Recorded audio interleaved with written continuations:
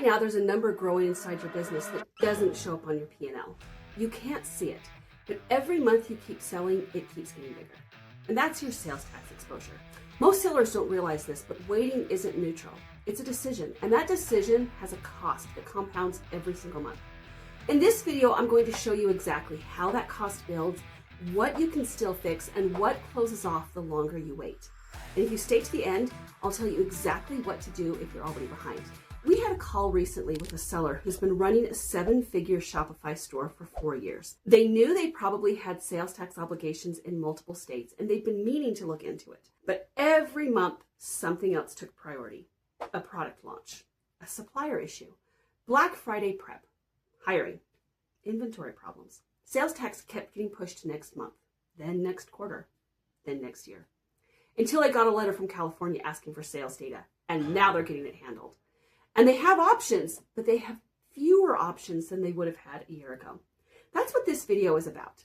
It's not for panic. It's to help you to understand what changes when you wait. Here's what we hear from sellers all the time. We'll just fix it next quarter when things slow down.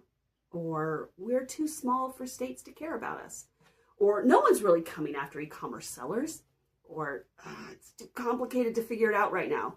Or, hey, we didn't collect the sales tax, so we don't really owe it, right? And I get it. These feel like reasonable explanations, but here's what's actually happening.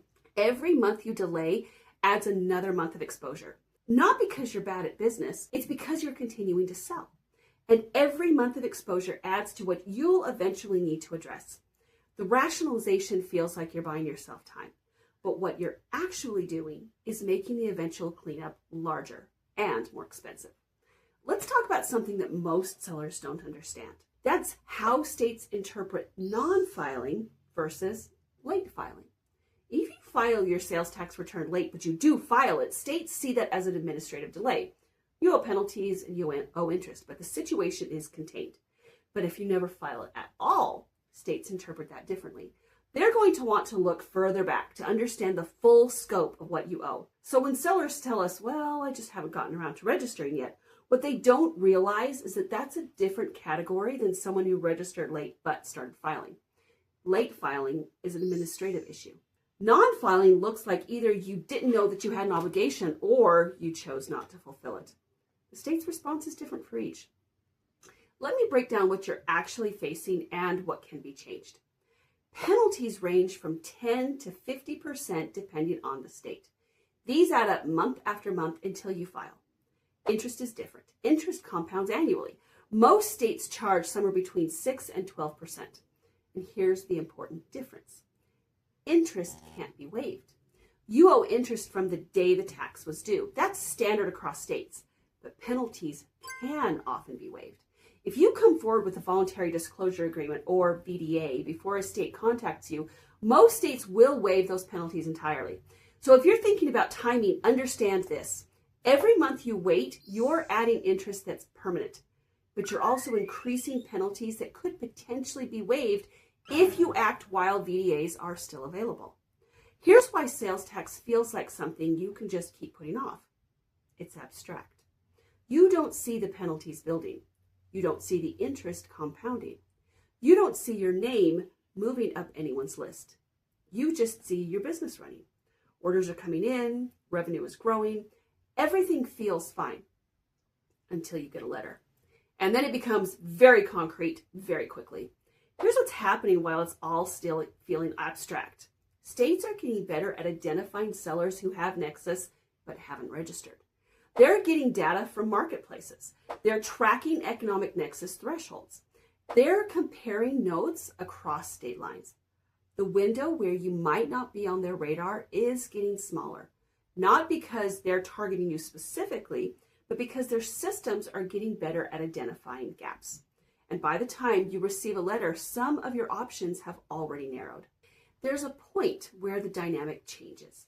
Before a state contacts you, you get to choose how to handle this. You can assess your exposure. You can decide which states to tackle first. You can file VDAs where they make sense. You can set your own timeline. You are being proactive.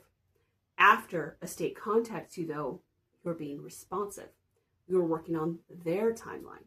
You're answering their questions. You're providing what they request. You still have options, documentation, payment plans, negotiation, but you're responding to their process instead of running your own. We've watched sellers go from, I'm thinking about getting to compliant, to, oh my gosh, I need to respond to this letter in 30 days pretty quickly. And that shift changes the experience. It's the difference between scheduling a checkup with your doctor because you want to stay healthy versus responding to symptoms that have already showed up. It's the same underlying situation. It's just a different level of control. Now, here's what matters.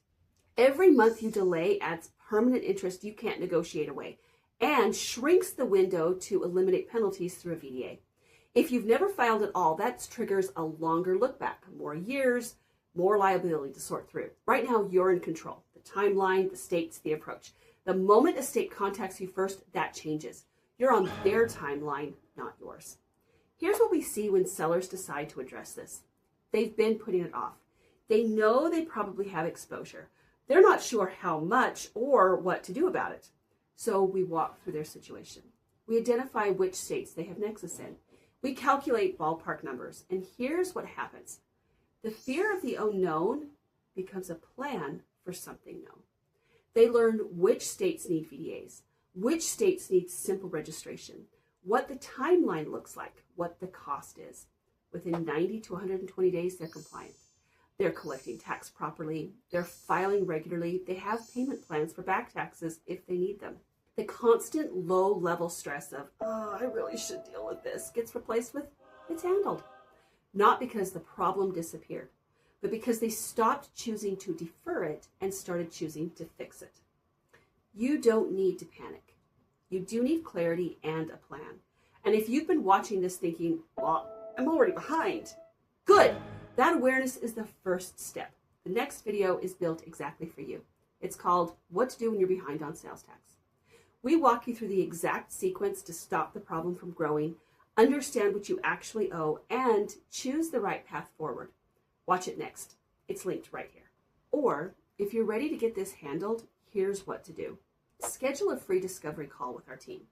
We work with 7- and 8-figure e-commerce sellers every day to help them navigate their sales tax compliance. We can help you map your exposure across every state. We can show you which states are VDA candidates. We can build a prioritized plan that protects your cash flow. The link is in the description. Or if you want to just get a better sense of where you stand before talking to anyone, take our free sales tax risk assessment. It takes about 5 minutes. You answer a few questions about your business, and then you get a personalized report that shows you exactly where you stand. If you're in good shape, we'll tell you. We'll show you what to monitor so you stay that way. If you have gaps, we'll show you what they are, how urgent they are, and what your options look like.